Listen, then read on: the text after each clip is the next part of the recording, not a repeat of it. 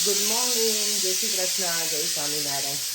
સરસ મજાની મોર્નિંગ થઈ ગઈ છે. આજે છે અમાસ, આપણે જે દિવાસો કહીએ ને એ છે. આવતીકાલથી શ્રાવણ મહિનાનું શરૂઆત થવાની છે, પવિત્ર માસ. તો બધાને શ્રાવણ મહિનો સરસ જાય એવી ભગવાનને પ્રાર્થના, મહાદેવને. ચલો, અત્યારમાં અમારે આજે બને છે સાબુદાણાની અને સાબુદાણા બટેકાની જે આપણે ચકરી બનાવી ને ગાંઠિયા, એ બનાવે છે મમ્મી. જો અત્યારમાં રેડી કરી દીધી. જય શ્રી કૃષ્ણ મમ્મી. જય શ્રી કૃષ્ણ. આટલું મોટું તપેલું ભરીને, આજે અહીંયા ગરમી બહુ જ છે ને, તો કે બનાવી નાખીએ, પછી શું કે તડકો હોય ને તો સુકાઈ જાય. એટલે શ્રાવણ માસ આમ પહેલેથી આગળથી એક દિવસ રહેવાય તો આજે રહેવાય. શ્રાવણ માસ તો અમાસે પૂરો થાય. એક દી અગાઉ હલાય ચલાય, 5 દી અગાઉ ચલાય, પણ હવે તો આજે છેલ્લો દિવસ છે એટલે આજથી શરૂ થઈ જાય શ્રાવણ માસ. મમ્મી કરવાની જ નહીં મમ્મી? મેં ચાલુ કરી દીધો કાલ. હા, કાલ મંગળવાર હતો મમ્મીને એટલે. અને અહીંયા જો સાબુદાણાની જે ચકરી બનાવવા માટે છે ને, પહેલાંથી અમે સાબુદાણા પલાળી દીધા હતા ગઈકાલે 1.5 કિલો. પછી આજે સવારમાં એને ગેસ ઉપર મૂકી દીધા છે. બરાબર ટ્રાન્સફરન્ટ ના થાય ને ત્યાં સુધી એને કૂક કરવાના, ચડવા દેવાના. એટલે એમાં નાખી દીધું છે, મીઠું નાખ્યું છે, લીલા મરચાં અને ધાણા જીરુંની પણ આખું જીરું છે ને થોડું વાટીને નાખવાનું. પછી છેલ્લે સફેદ ગાંઠિયા બનાવવા હોય ને તો એની ટ્રીક છે, એવી રીતે કરવાનું.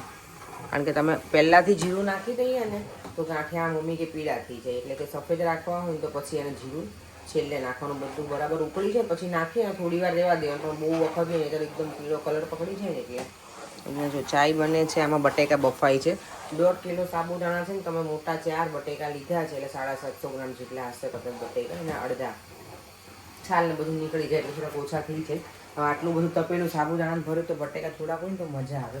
અને આ ખીચું કોને ભાવે છે ત્યાં જો, મને તો બહુ જ ગમે, બહુ જ મજા પડે. આજે હું લંચમાં એ જ લઈ જઈશ, બીજું કાંઈ નહીં લઈ જાઉં.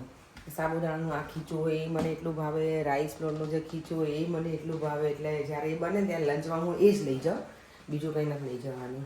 ત્યારે મમ્મીને હેલ્પ કરાવું થોડી વાર અને પછી આપણે સલૂન જવાનો ટાઈમ થઈ જશે એટલે નીકળીશું. જો અમારી સાબુદાણાની ચકરી ગાંઠિયા છે ને મસ્ત બની ગયા છે. અહીંયા મારી મમ્મી જો અત્યારમાં બનાવી નાખ્યા. 9 વાગ્યા છે નથી તો ત્યાં કરી નાખ્યા, રેડી થઈ ગયા ને. આપણે ઇન્ડિયામાં મમ્મી એવું જ કરતા, વહેલા બનાવી નાખતા હે ને. હા, આ ખીચું મને તો બહુ મજા આવે ખાવાની. મેં તો ડબ્બો ભરી લીધો છે લંચ માટે. પરેંગ કંઈ ભર્યો છે ને દેવા મેં કીધું કે મને ખાવું છે. મેં તું શાવર લઈને આવું પછી ખાઈ લેજે. આપણે સલૂનથી તો નીકળી ગઈ છું. આજે એક્સ્ટ્રીમ લેવલની ગરમી છે, આનાથી વધારે કાલે છે. બધાને એવું થશે કે ગરમી કરે, પણ અહીંયા બહુ જ વધારે લાગે છે. બધા એવું કહે છે કે આટલી ગરમી ક્યારેય નથી પડી, બહુ એટલે બહુ જ ગરમી છે. આજે ઘણા બધાની એક સરખી કમેન્ટ છે કે આશાબેને એ લોકો તમને ગિફ્ટમાં શું આપ્યું છે. તો હવે મારે ચેક કરવું પડશે. તો મેં બધું મૂકી રહી દીધું હોય ને તો હું તમને આજે બતાવીશ કે એમને શું સરસ વસ્તુ આપી છે. એમણે મને બહુ ગમે. બટોને આપ્યું છે અને લોકો સાડી અમને આપી હતી, સાઉથ ઇન્ડિયન થીમ હતી તો પરેંગ માટે કુર્તો ને એ બધું આપી હતું. ઘણી બધી વસ્તુ આપી હતી અને બધાને ગમી હતી સાડી. જેટલા પણ વ્યુઅર્સ છે ને બધાની સરસ કોમેન્ટ હતી કે સાડીને બધું બહુ જ ફાઇન હતું અને ખરેખર સારું હતું. ચાલો આપણે ઘર તરફ જઈએ છીએ. ઘરે આજે મમ્મી પપ્પા આજે ક્યાંક બહાર જમવા જવાના હતા. મમ્મી તો આજે કંઈ બપોરે મેં ફોન કરે ને તો કે રસોઈ બનાવું છું. મેં કીધું કે રહેવા દે, હું આવીને બનાવીશ. તો મમ્મીને એવું કે હું કરીને જાઉં ને તો કે તારે આવીને કરવું નહીં, થોડું ગરમી છે ને તો રહેવા દે, હું આવીને બનાવી નાખીશ. અને આવું વેધર હોય ને તો મને ખબર નહીં, મને એવું ફીલ થાય છે ડીઝી જેવું આખો દિવસ. ચાલો તમે માર્કેટ થોડું બતાવી દઈએ.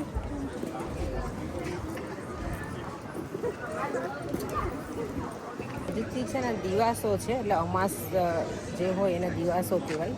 દિવાસોથી દેવ દિવાળી સુધીનો જે 100 દિવસ થાય ને, એ 100 દિવસની અંદર 100 તહેવારો આવે એવું કહે છે. કે અંદર બધું હતું આખો શ્રાવણ મહિનો આવી જાય. જન્માષ્ટમી છે, રક્ષાબંધન છે, નવરાત્રિ છે, ગણેશ ઉત્સવ અને દિવાળી, ત્યાં સુધીના તો કે 100 દિવસને 100 તહેવારો આવે છે એમ.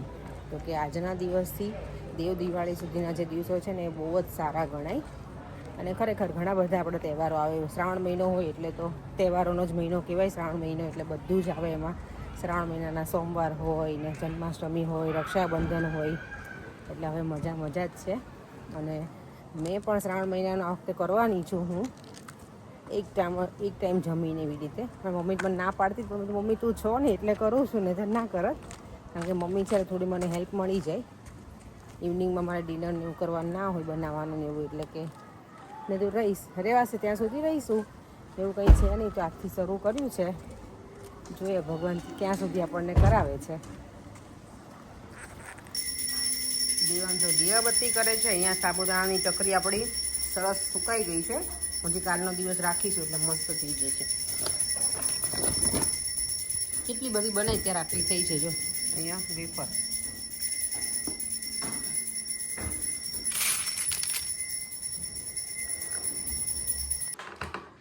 પણ રેડી જમવાનું મળી ગયું છે. જો દૂધી ચણા દાળનું શાક, રોટલી. તમે શું લીધું સાથે?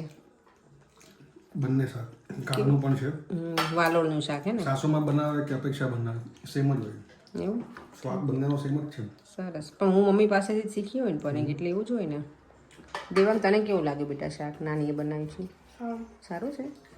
તને તો હમણાં જલસા જ છે ને? નાનીનું કંઈ સાંભળતો છે નહીં, તો મને ખબર છે. ના પર મારી મમ્મી મને એવું કે અમે એને કહીએ ને તો રોવા જેવું થઈ જાય, એટલે અમે કાંઈ ના કહીએ કે તું કે બેન કે ભાણિયાને. મેં તું ભાણિયાને 2 દેવાય તો ભાણિયો બરાબર જ હાલે.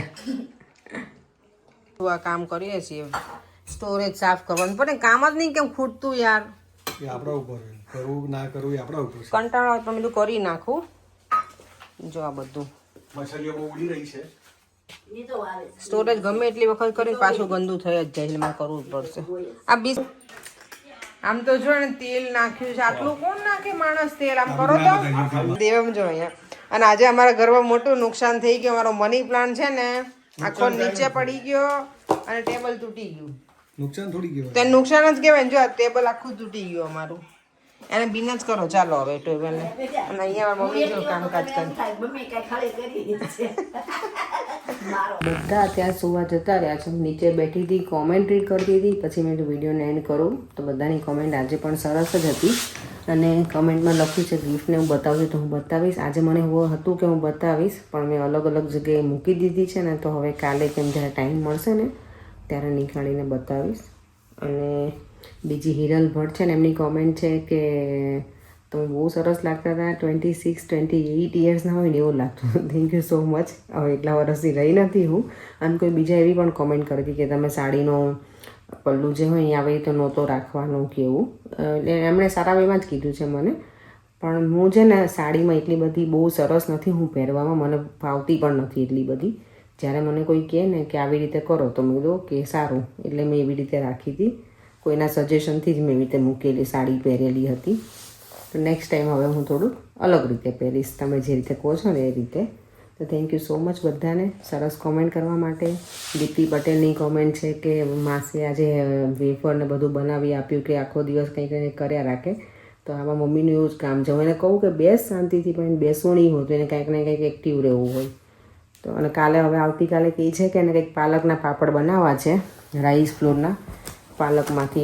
પાલકની ભાજી મંગાવી હતી પર કાલ ગયા હતા ને ટેસ્કોમાં, તો ત્યાંથી તે પાલકના પાપડ બનાવશે ને તો એની રેસીપી આપીશ હું તમને. બનાવશે ને તો પણ મને નથી ખબર હતી કે મમ્મી કાલ કરશે કે નહીં. તો પાલકના પાપડની ફૂલ આપણે રેસીપી આપીશું જો બનાવશે ને તો.